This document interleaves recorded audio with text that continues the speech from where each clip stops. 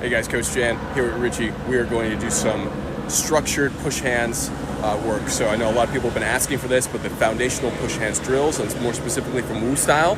So we're going to work on this stuff and you will see it. So I'm going to change the camera around. Actually, no, I'm going to put it here just in case so that we don't mess anything up. There we go. Look at that. There we go. Okay. Are we silhouetted? It looks very silhouetted to me. It does, yeah. Okay. Or is it? Okay, we're gonna take this and I'm gonna put it on the opposite one. Because film school. Look at that. Alright. Nice, there we go. Alright, so this is a standard 4 push, 2 push, 2 roll back exercise from Wu style.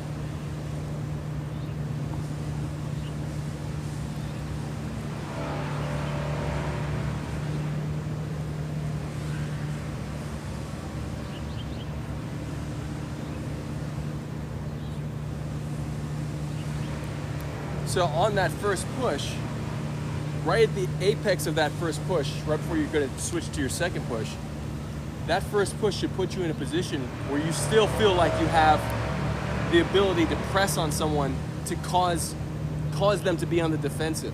So if I'm here, I still have what's actually an extended ward off. If you look at it, it's not like this, but I'm opening my arm and I'm creating this structure. And I'm loading up the other one. Oh, that fell. I'm loading up the other one. So I have one push loading the next one. There we go. My bag, maybe? Oh, sure. Thank you. Let me get this whole structure thing figured out. Thank you very much. All right, look at that. That won't fall. I'll put this bottle on top. There we go. So, just doing it on our own real quick, and then we can go right back to it. So, it's push one, and then you load up, push 2, roll back 1, roll back 2. And then that becomes push 1, and push 1 is Wu style push 1, which means that a lot of folks might have that wind beneath the wings, or the apple between the elbow and the rib cage, meaning that your arms will be out. Not in Wu style. In Wu style, you're going to drop the elbows down. You're going to create a razor-like, or it's called arms like blades, a razor-like defense, which is very important to be able to oscillate between the wind beneath the wings and the razor-like defense. You're going to create here, and you're going to chop and push up. So these blades are relaxing the elbows down, creating more weight transfer to your opponent or partner as you press forward. So the elbows are relaxing down as you push forward, and then that forward can be aimed any way you want. Yes. So I might be aiming straight into him, but I feel him guiding me the other way, so I don't resist it, but then I aim it toward where he's guiding me, and then that winds me up for the second push. And my second push, my hand goes right out, doesn't necessarily reach for his elbow, but it allows his elbow to come to me.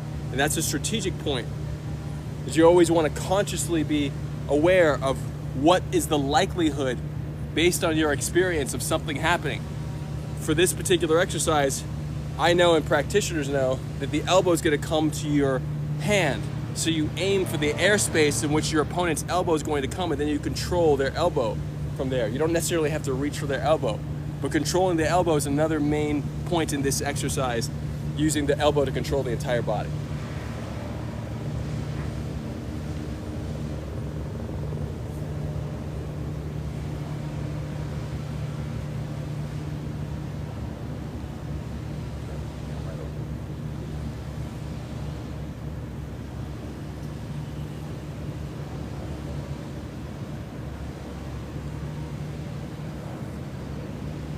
For that second push, when you're wound up, sometimes the elbow might be a little higher. So you want to use that idea of the elbow being higher and the hip being wound up. And you want to exhale and let everything drop. The hip drops, the waist turns, the elbow drops, and it coils in, drills into your partner. The other hand is brushing their belly. On one side, that's a reminder for them to sink on their back leg. But on the other side, it can turn into any type of pressure you'd like, including if you're a judoka, to turn into this bladed position if you need to create some pressure and potentially to flip this arm into a lock that you can throw from. So, but we're not transitioning to that right now. Just for any judo players that might be paying attention to this.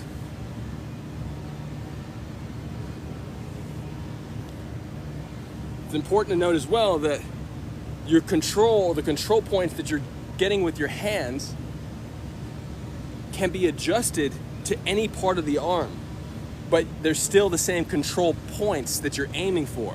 So that means that I am aiming for his elbow with my hand, but I can let the elbow slide to my elbow and I can then control the elbow with my elbow, like Muay Thai. And the same thing with my forearm, etc. So you want to get sensitive across the whole arm and use the entire surface area of the arm as an ability to create a leverage point. And the idea with this is finding flow within structure. You have structured 2 push, 2 roll back experience here, which you do on each side, each leg and each arm variation. So there'll be 2 leg variations, 2 arm variations. And then there's additions where eventually you add a 3rd push. And then this is the foundation for Dalu, for walking push hands, kicking Dalu, walking push hands with kicks, and then 9-step walking push hands, which is more about flipping leverage in awkward positions that we can do. And all of those are massive. My father and I would train like 3 hours in the morning with our Tai Chi family before going to team practice for 3 hours in the nighttime. And so without having all of that warm up in the morning, it would be way more challenging for us. And I've done days, I had done days where we only did the team practice, and that sucks if you only get, the 3 hours of work in with the drills, because those drills are hard on the body and you really want to warm the body up with these beautiful drills.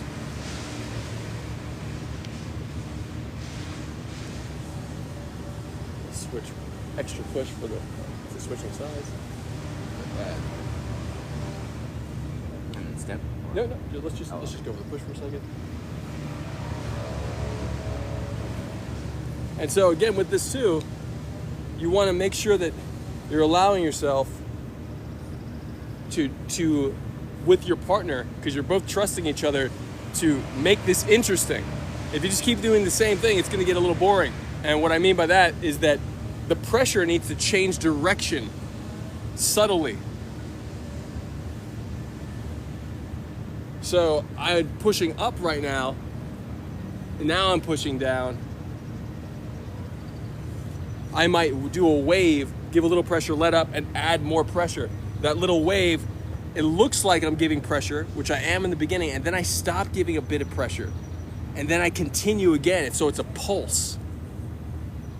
And I think we just reversed it. Yeah.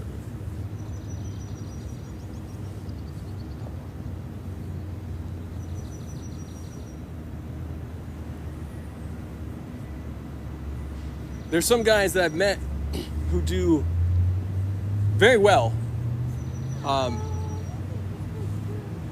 It's very close to praying mantis kung fu, because Wu style Tai Chi is closest to praying mantis is the closest Tai Chi martial arts system or kung fu system to Tai Chi. So praying mantis, Tai Chi, very connected. And so you may see a exercise in praying mantis of this kind of movement. And this kind of movement is happening right here on this double push, and it's part of how you can make a pulse. That little pulse. And it looks like I'm just shaking my waist and hips, but what you're actually doing is you're using the hip motion to push the weight onto the hand and forearm, whatever surface area is connected to your partner. And then you alternate, and you alternate, and you alternate. So you're doing this, and if you do it with timing and rhythm, awareness of timing, awareness of rhythm, those are 2 different things. And your sensitivity, those are 3 different things. So you want to be able to combine all of those in a way that, okay, there we go, 1, in a way that allows you to play, to add new directions to the game with your partner.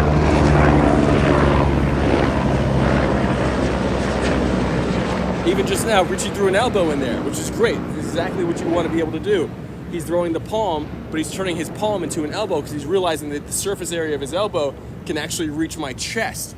So now if you throw the elbow in there, you're getting this beautiful extended elbow, which looks like a ward-off flipped and then just turns into an elbow to a chest. So it's really, really powerful stuff. And if you do spar, if you do any other type, anything else outside of push hands, this will come very much in handy. Jiu-jitsu, Muay Thai comes so much in handy to be able to use your sensitivity to get to these positions rather than crashing through someone's guard.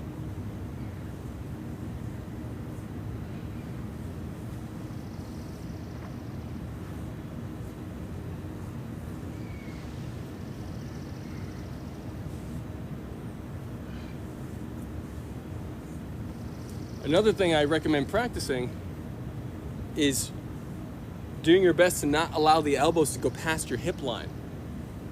Most Tai Chi players, especially folks who I play with for the first time in freestyle push hands who are not trained in the World Cup style push hands, will allow their elbows to go behind their hip line, right here.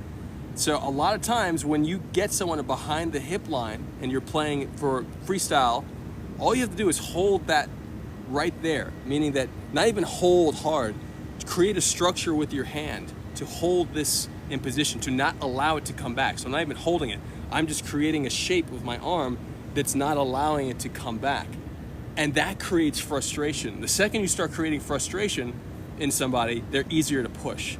So you want to train yourself in this exercise to avoid that type of positioning.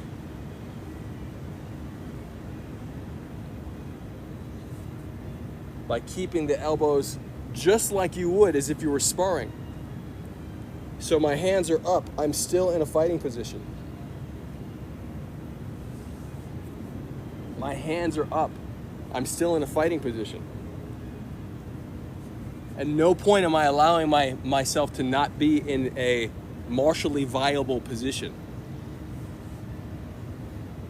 And even when it looks like I'm doing big extensions, these big extensions are still martially viable. Especially if you do the correct structure, especially for Wu style, which is intended, the stance, the long stance, or the A-frame stance, not necessarily long, it's intended as a, to fake overcommitment. You're not actually overcommitted by nature of the back heel being anchored into the ground and a particular weight distribution in the hips down to the front leg, which is 70% of your weight washing down the inside of your front leg. Let's take a step. Just for the camera, let's there we go. All right. So we just stepped, and now we're going to continue. And you will gain more strength by keeping your back leg parallel to your front leg for this type of exercise. Meaning that if you have your back leg at 45 degrees, that's fantastic. But remember, this isn't freestyle, and that back leg opened up 45 degrees is fantastic for freestyle. It's easier, but this, you want to put yourself into an awkward position. You really want to allow yourself to get the extra strength that the awkward position affords you.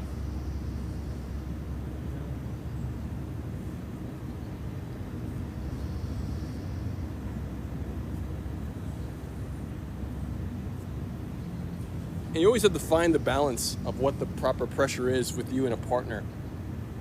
And that pressure, that amount is going to shift throughout the course of the experience.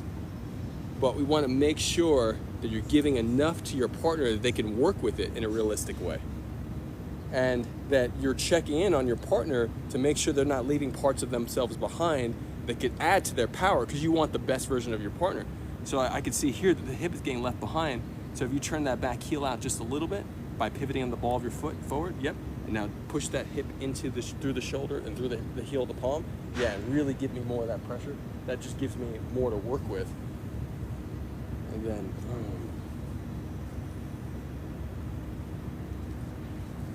Also note that you're picking up your front foot. See my toe up? You're picking it up as you roll back. And there's a reason for this. One, it transfers, if you don't do that, if you don't pick the foot up, you're not transferring all your weight, because you can see the difference, the mechanical difference. Look at where my hip, just that slight, those few centimeters are everything. So I put a few more centimeters of my hip back toward my back leg, changes the weight distribution on my back leg. So you want to really train that back leg. And you're also reminding yourself that it's important to keep this toe up if you're playing with somebody here and you're about to throw them in this direction. Meaning that if someone falls here, and also especially in World Cup push hands, people will use this knee to swipe this leg. So you want to be able to turn this leg out easily and fast. And if you have it down or touching the ground, think of that as suction cups. So extra suction cups that it's going to take you to pull off the ground before your knee gets the impact. So you want to be able to turn out very quickly, and that fraction of a second that is important. In freestyle, you will not pick the leg up unless you have to do that turn to save your kneecap, more than likely.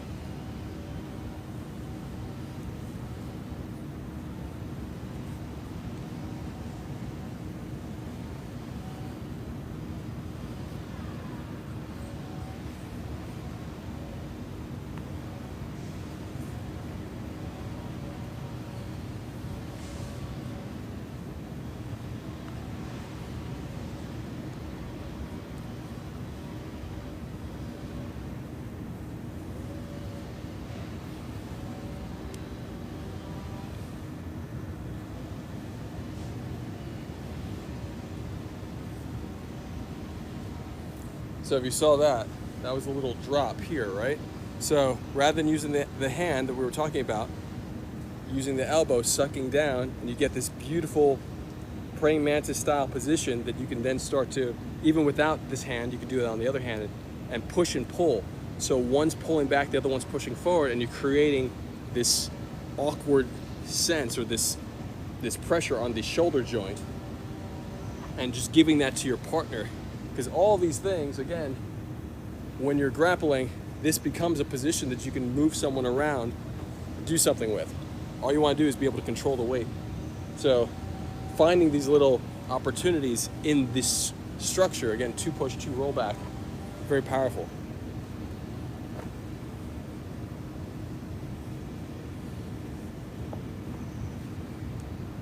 So why don't you try that one right here. So yeah, use this part of the arm. Yep, drop the elbow. Great, and now drop this, push this forward, pull that in. Yep, good stuff. And just, keep that position and try to get push. So he just got me to move with that little bit. And my intention, again, this game is really about your balance. So if I find that he's caught me with something, I want to train my body. I want to train my body to experience it without disruption.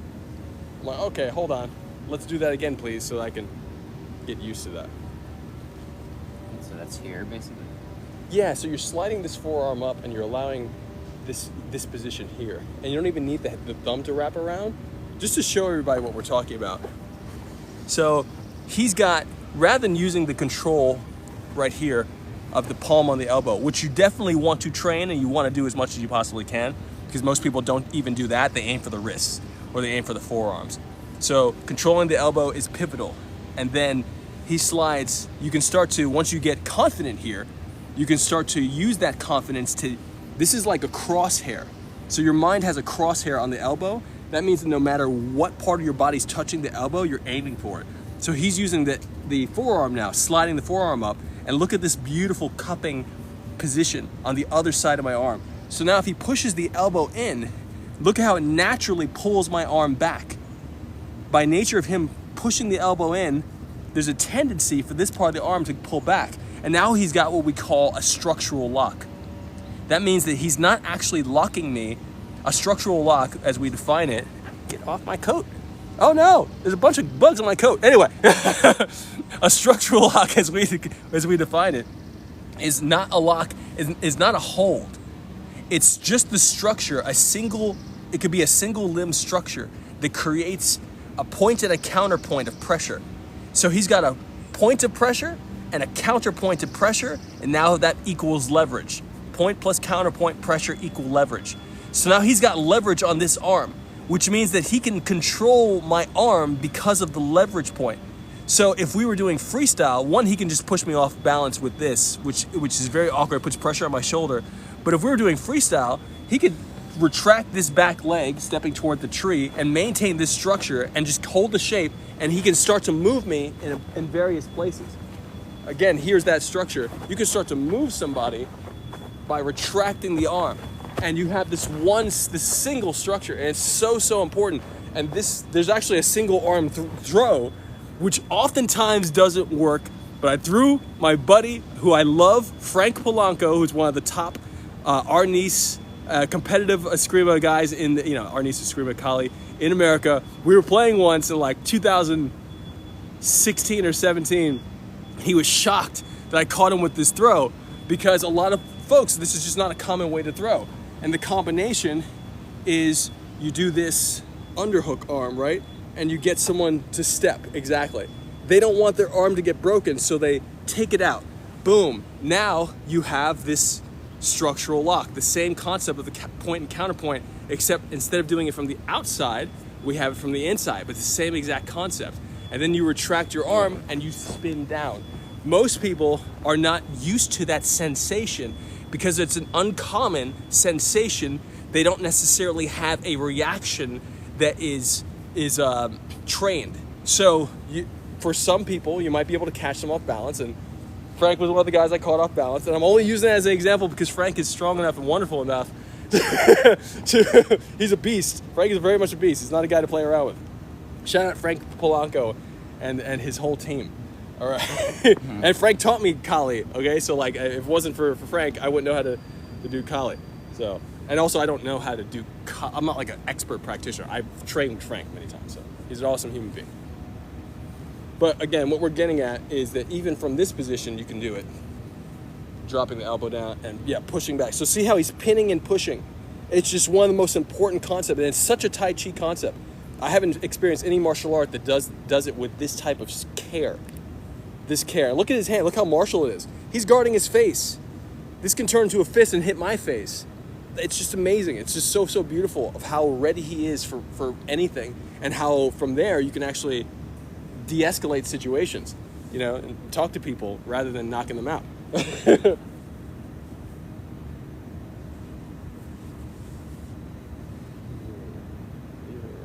there. Yep. Lift up that foot for that one. Let's get you a little more.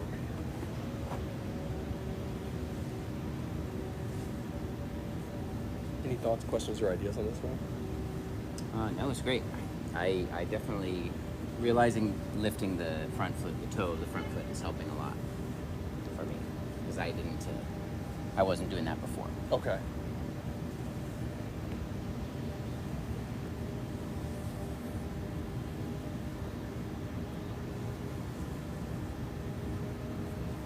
Here, is it better when you're on the second push? Is it better to like open up more, or is it better to keep it close?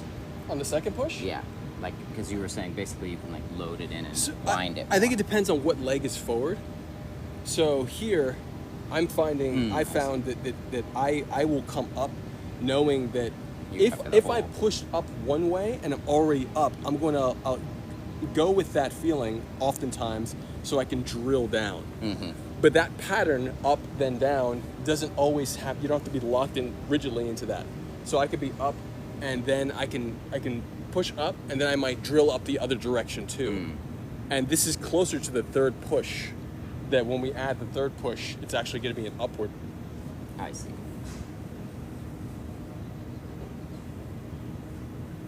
As a matter of fact, let's add that third push just to play around with it. So 2, and now 3, I'm going to go across. And now you're going to push back. The same 1. So now we've just added the third push. 2, and now 3, you're going to come up and you're going to drill. Think about drilling up. Yeah, drilling up my body. Yep. And turn that hip, which means you're going to have to turn the, and reach through the curve. meaning that like you keep this curve, but you reach through it and use it as almost like a ward off to push my body back. Yes. And how about this arm? Still kind of brushing. You can be brushing, or let's see, having it in the airspace. 1, 2. Yeah. So this arm I brush and I aim right for the airspace, ready to take this. Take your arm. 1, 2, and 3. Brush. 1, 2, and sit. Make sure you sit. Yeah, and 3. Yep, you got it. You got it.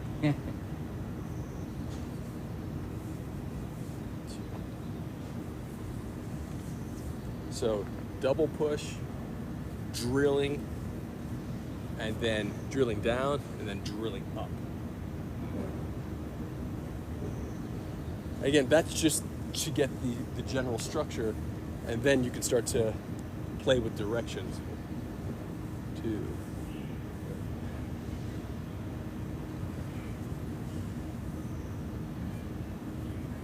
Good stuff.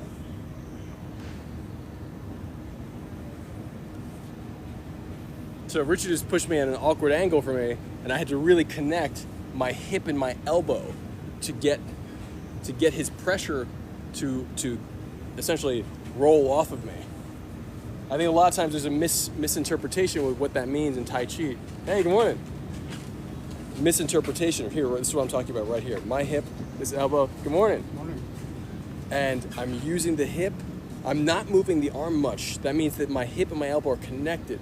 I'm moving the shoulder blade pushing to push the arm rather than the arm to push the arm. In other words, or general, I'm being very specific. My shoulder blade pushes forward as my hip pushes forward to create space rather than my shoulder or my arm. You have to really emphasize the specifics, the specific parts of the body that you want to activate.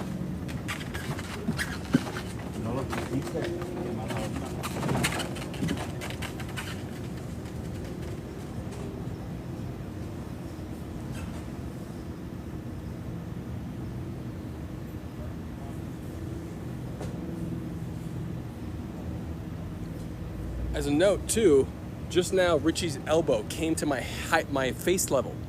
If I can bring it right here, it's at my face level. I had my hand on the last push, but I'm doing it again now, at the face level as well. It's really important to note that if you're not careful, you are actually guiding someone's elbow to your face, which obviously is undesirable. So when you have these moments where you lift it up to a very, very real dangerous martial level, you have to put yourself in the mindset. I recommend, you don't have to do anything, I recommend that you put yourself in the mindset of clearing your head out of the way and using the hands. So I'm clearing my head because there's many times where I'll be playing freestyle grappling or sparring and I have to look at someone's arm and I have to move it past my face so that I can get to a side control. So it's just really important to note that if you feel danger coming, it's probably because it's real. And if you don't have a strategy for that danger, you're not taking the opportunity to train yourself in a controlled setting to be aware of the danger and then to do something about it. So again, if you start to feel this thing, just allow yourself to, even just by, you may not be able to get this second point, but you know that you can control this because you're training yourself to aim for the elbows. So just to get yourself to your head to a safe position, and it doesn't even necessarily need to be 1.5 feet away. Even 3 inches is fine. A few centimeters is fine, as long as you are trained for yourself to clear. It's like slipping in boxing, where you only slip and the boxing glove is supposed to brush your ear when you slip. So even that, with that tight of movement, you just want to make sure that you can get the blunt force away from the face. You don't want to get hit. So just get your face a little bit out of the way if you find yourself in a position where that's happening, where someone's elbow, where you're redirecting their elbow towards your own face. 2 and 3. So we've leveled up to the 3 push. And remember, each push is very intentional.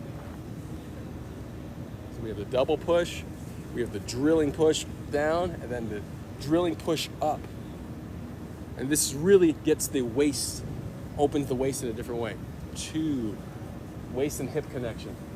Remember, waist power and hip power are 2 completely different things. Some people have very, very strong hip power, but not flexible waists.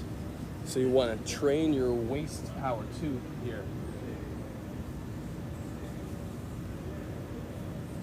And for any Brazilian Jiu-Jitsu players, it's really important and valuable to note that the constant pressure that you may want to be keeping on someone when you're on top, essentially, is mirrored here, as if you're dropping your weight like an arrow through the body, and you're doing it standing though, and you're keeping it constant, and you're changing the directions, but you're keeping the arrow constant. Shout out to Jedi John Wick Ahmed Best, who taught me that wonderful concept of the arrows in John Machado's class.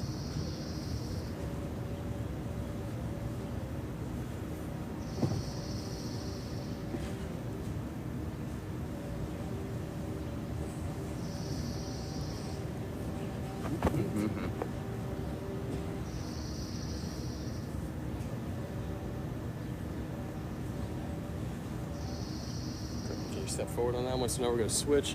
Actually, for camera, let's just step back. Yeah, there we go. 1, 2, 1, 2, and then drill up. So notice that when you switch legs, you'll get a different experience. You can keep the hands the same, because eventually you switch arms and you switch legs, right? They're different. So when we keep the same arms, we switch the legs.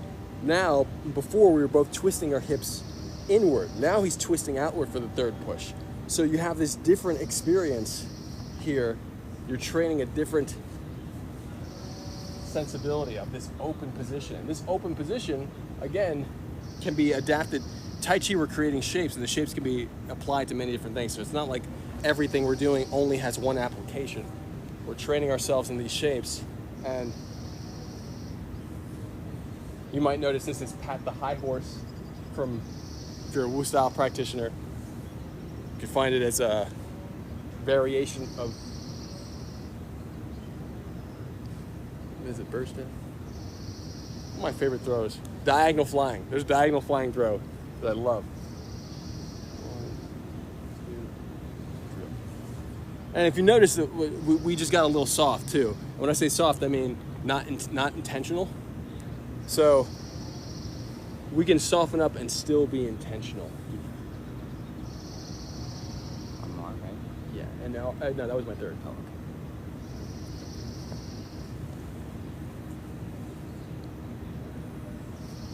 So a lot of times, I'll also find practitioners, in previous years I found, that practitioners who are, might be more Tai Chi, was that my third? I think so. One more, I think? Yeah. Okay, right. cool. Yeah. Might be more Tai Chi purists, may find a soft touch. Now we've switched the hands. So notice this, guys. We just switched the hands. Now I'm going inside, and he's cranking inside. 2. So now his hip is cranking in. So we've switched legs and we've switched hands. And we've gotten a little bit more intentional with the weight. But when you do this type of exercise, and you're playing with hip power and waist power, in my experience, there's a weight to hip power and waist power. We just switched again. And so it might be, the weight might be misinterpreted as force. 2 different things. So I'm putting full body power and weight. Full body power meaning incrementally, I'm doing my best to coordinate my entire body for these exercises, for each movement, which is going to make me feel like a heavier force or a stronger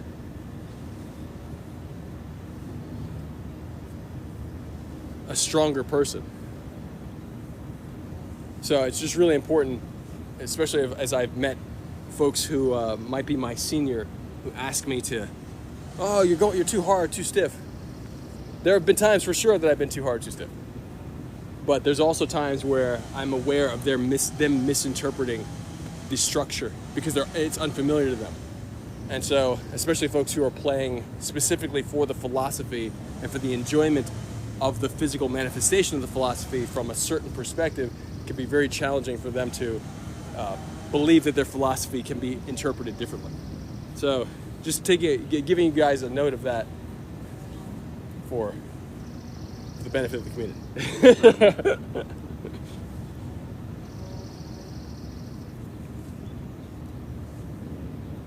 On that third push, do you try to drill with the inside of your hand or the outside of your hand? Either? I use the blade. Mm-hmm. I use the blade of the forearm mostly. My emphasis is on the forearm and my fingers.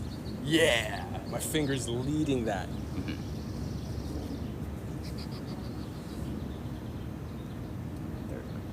Oh.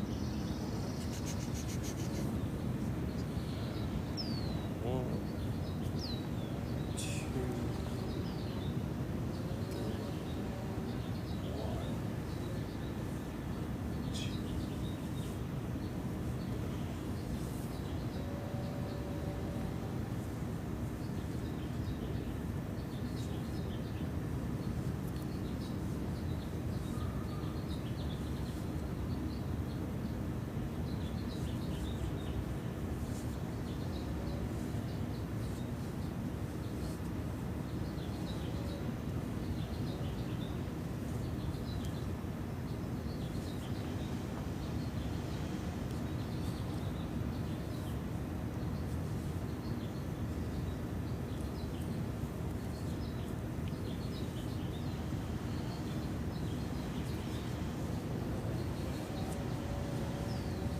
So I just made a slight adjustment, which is I'm starting to focus more on the arms like blades, which means that my intention is to slice or pin or slice my opponent's arms, putting pressure that makes them uncomfortable,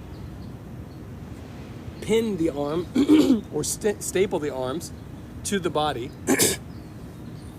or when I'm rolling back to have such a sharp defense that all of my defensive moves feel like I'm putting my opponent in an awkward position. So it should feel like at no point do they have any rest from dealing with a challenge. And don't push. So my father's very good at this, and it's a great thing to know that you can turn on or turn off. So you're really just starting to get into that, deeper into the idea that the opponent, by nature of engaging you, now has to pay for it, and you want to make them regret that. And being able to turn that on, because that's a very particular mentality, and it's not necessarily a friendly mentality. So I think it's an important thing to have when you're, in my experience, if I'm challenged by a newcomer, and you know it's one of those gentleman's challenges, and let's say in Chinatown, which is fairly common. I do my best to turn that on in the most respectful way possible, because that to me is giving the best martial version of myself to a player. Because it's not necessarily about points, because we're not in a oftentimes when those gentlemen's challenges, there is no referee. So when you're playing with someone just to test balance, I do my best to turn that on, and you'll see videos that I posted previously with those gentlemen's challenges, if you look that up, that give explicit examples.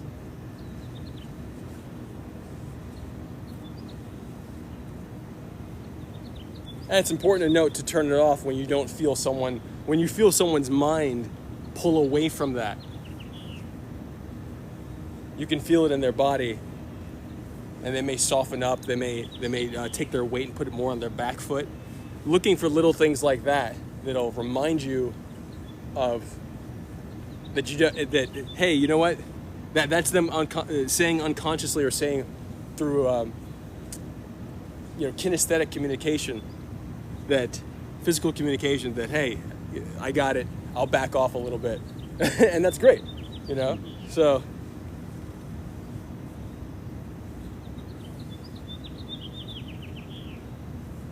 I want you guys to know this is the longest I've done push hands like this in like years, because I haven't had anyone to do it with that can stay focused. So I'm just deeply grateful for Richie over here. Yeah, same here. Let's take a step. Let's just switch legs real quick. Normally you step, for the camera we're not doing the full step because we don't want to step out of frame, but normally you just take a step and you keep going with no break.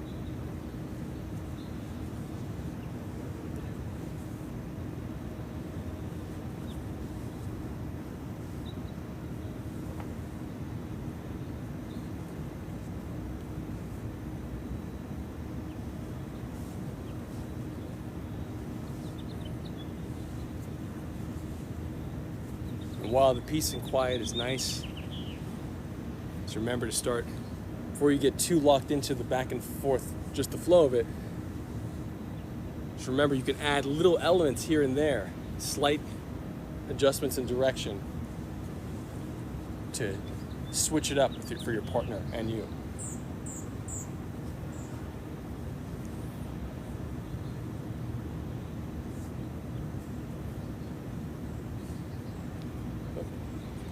Thank you.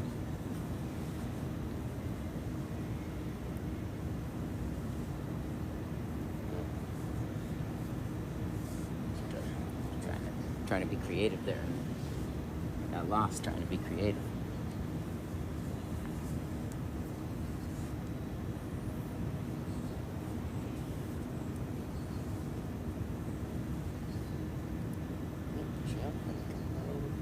Drill right through my heart. Good stuff. And then come right over again and drill across my shoulder. So this third push, noting that if you were to put a camera above us, my shoulder line is here. His hands are right on the center of my chest. What he's going to do, since that my body's already turning this way, and it's not to his advantage to have this shoulder go back because this arm comes forward. Instead, he's going to want to either push me over my hips, which is probably going to be challenging given that I'm very structured here. But instead, he's going to use this position and roll toward my other shoulder to flip me, twist me over my hips. And I recommend drilling the hand up, because by turning the palm on the chest and flipping it going across the shoulder, you're going to move my body that way, exactly. And then you get this beautiful, awkward position that you're putting me in. And then I have to recover from that. 1, 2, and so here, same concept. And I use this position, and I can't really press on his chest because of how he's defending. He's got his hand right here. So I'm like, okay, let me just lean and let my fingers guide the direction going across his upper body. And now he's got to make that adjustment. You can hear him breathing because it's pressure. And now he's got this beautiful way to respond.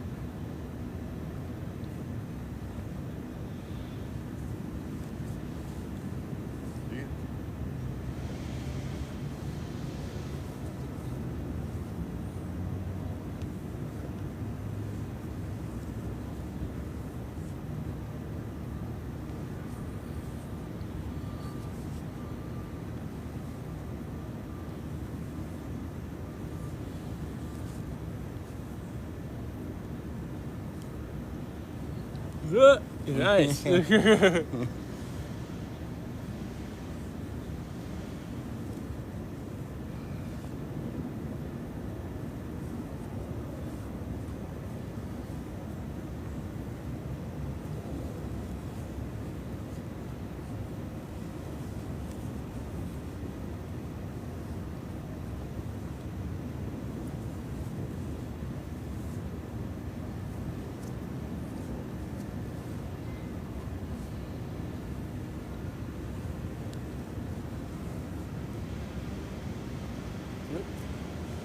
So something just happened with Richie that used to happen to me, or still happens to me, but I think it's such an important thing. He guided my arm so that my pinky knuckle hit him in the jaw. And so when I find myself, again, I've said this earlier with the elbow, but you can do it with the fist too. When I find myself meeting someone, or I'm guiding, redirecting, and I think I'm all great, Tai Chi great, and I'm redirecting someone's fist into my face, this is actually a huge opportunity in my experience, especially for grappling. I actually take the fist and I allow my face to roll with the fist. And a karate buddy of mine taught that to me as well, like really slow rolling with fists to be able to take the punch and to let it roll off your face. Obviously, you don't necessarily want to get punched, but both karate, this guy's style karate, and Sancho. Well, I used to fight Sancho for Li Tai Lang, the pro Beijing coach. And I remember I was shocked as a Tai Chi practitioner when I was 18 when he trained all of us to take punches on the top of our head, our forehead. He's like, you take it right here. I'm like, you take the punch? Oh, that doesn't make any sense to me. He's like, you walk right into it right here. Like, you know, I was like terrified. I'm like, what is this guy talking about? And the whole team is doing it. I'm like, it made no sense to me. But I think that I mean, now it makes sense to me. Obviously, that's like, you know, one of the strongest parts of your body is up there. So being able to take the pressure is important, and just as important as being able to let it roll off of you, just as important as it not touching you at all. Ideally, it doesn't. Maybe they're not all just as important. Maybe not touching you at all is probably the ideal. But at the very least, if you find that fist coming to your face, to really allow yourself, yeah, Richie just did it, to allow yourself to be sensitive and aware and let the face flow so it goes past you. I've had to do that at high speeds multiple times sparring. And it's just, I would not be doing that if I didn't experience it slowly in the push hands game. In this push hands game. And sometimes you have to pass people's limbs past your face, and your face might be in the way. And I think it's really important to note that in grappling, jiu-jitsu and stand-up grappling. Sorry about that. It's okay. I should have rolled with it. But just being able to know, like, hey, I'm going to turn my face for a split second, and then I'm going to turn it right back to my opponent. Very important.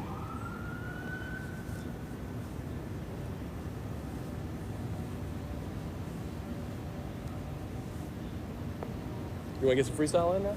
Sure, let me check the time real quick, just so. I got my niece's birthday. Okay, let me check the time too. It's 10:29. Okay, we're... You know what? I probably got to go. Really? Yeah. Okay, guys, we love you so much. See, so this will be on my YouTube channel, at Jan's Tai Chi. Okay, have a wonderful day. Richie Stores, find him in Los Angeles. Wonderful Tai Chi practitioner, teacher, and very, very talented with push hands. So, great human being. We love you guys.